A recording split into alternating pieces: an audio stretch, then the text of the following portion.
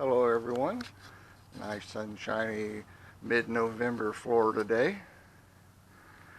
Well, after a couple months of taking care of home projects that I had put off while working, Tim and I were working on the little Triumph, decided to get out here and try to do some more.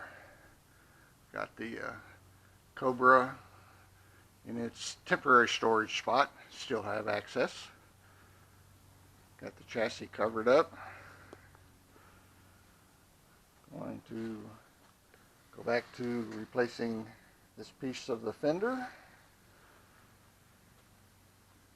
Take out a few little bumps and dings.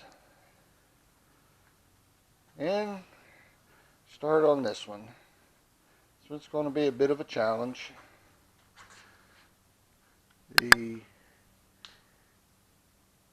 lock area is quite crashed and access is a bit limited. I've drilled out the brace to get to it, and as you can see, we have some rust to take care along the lip. I'm still contemplating how I'm going to handle that.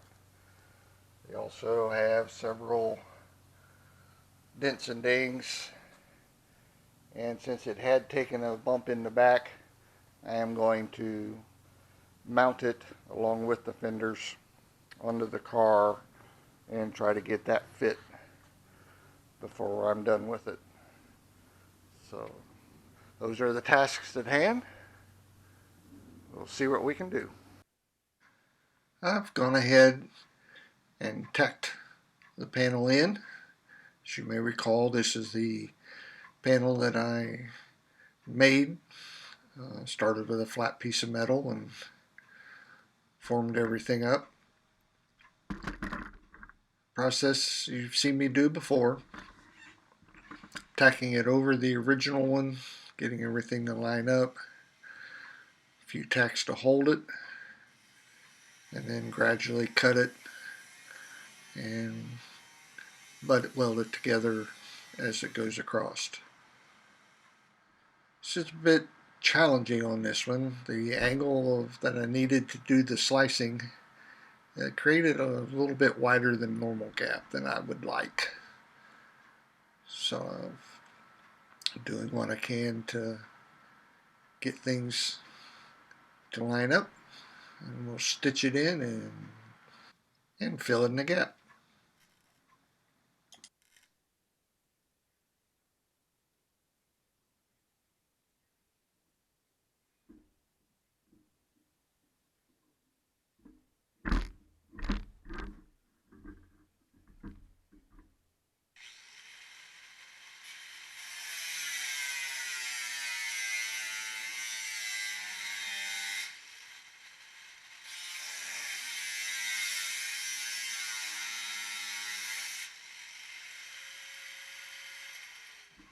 And you've seen me do this before, so we'll put this thing in high speed go get 'em and try to make some progress with it.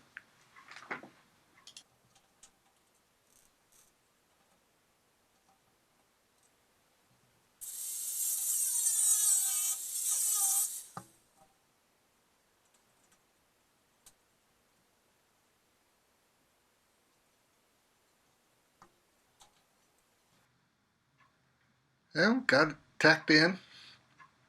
Now we'll get her up here and remove the old rusty panel.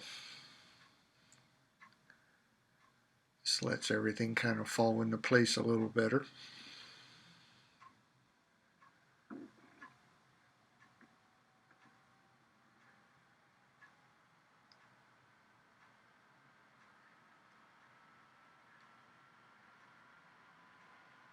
Clamping the front edge, trying to get that curve at the bottom of the fender to line up nice.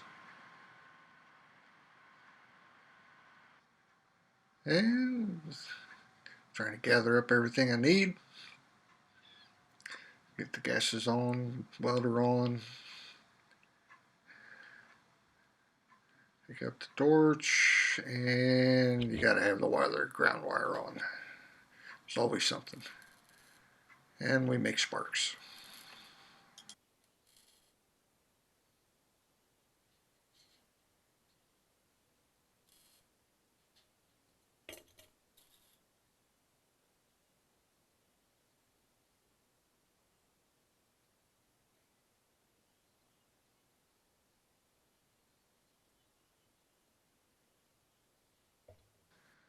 And rule number one, don't forget to clean the backside, which I did. And there's some undercoating, fairly thick undercoating here. My preferred method to remove undercoating is to use a stainless steel brush and then heat the backside. Got a little small propane torch there. Just enough to maybe melt the bottom side of it without melting the whole gooey part. And like I said, using the stainless brush. I think the stainless works so well because the regular steel wire brush gets rusty, and it just gives more area for the sticky undercoat to stick to. My experience with using the steel wool is when you get done, you don't have a gooey brush, so it works out well. So I've got to clean that, got to clean the epoxy off, get everything ready to go, and I'm going to weld this from the inside. Know that the metal is fairly thin. I got some pinholes that I'm going to build up and fill, and this will put all of the massive amount of weld build on the inside of the panel. And here I have what I use as a wire wheel. I've gotten this years ago. It has like a rubberized material that's between all the wires, and it looks like it wouldn't do anything but smear the goo around, but it works excellent.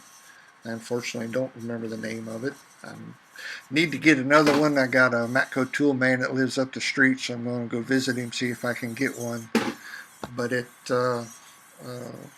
just works good. It doesn't load up. It keeps the wires nice and straight, so the points are ready to clean, and it just gets rid of all that nasty. And I didn't bore you with all the welding. Here I do have it welded on from the back side, and of course the weld did go through. Got good penetration. It's just a matter now of cleaning things up.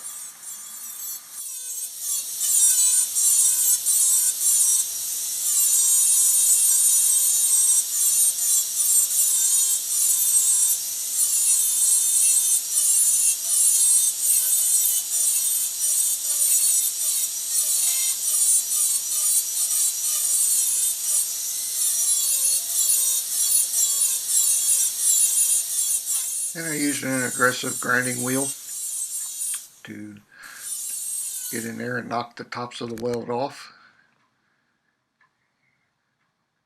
And going to go back with it.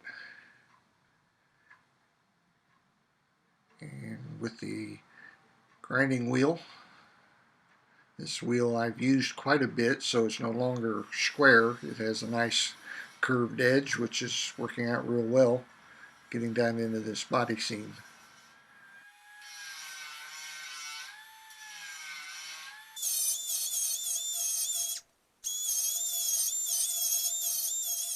I'm getting up close and personal with it. It's the metal there is very thin, just in its natural state, and I'm just grinding, looking for the point that the weld just feathers into the sheet metal around it.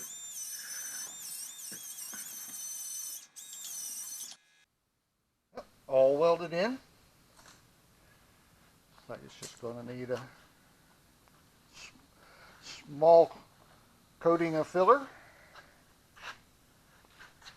Got the junction down here in the corner looking pretty good. This area in here, really no distortion, no ripples. I welded it from the back side because I knew it was going to be tough. The metal was kind of thin, and I was going to have lots of gaps to fill. So I smoothed it down a little bit. I'll sandblast it, maybe put a courtesy coat on it, but it's not going to be seen, and it's not got any holes in it, so all's good. Well, that's it for today. We'll see if I can motivate myself to come out tomorrow. Thanks for watching. We'll catch you on the next one.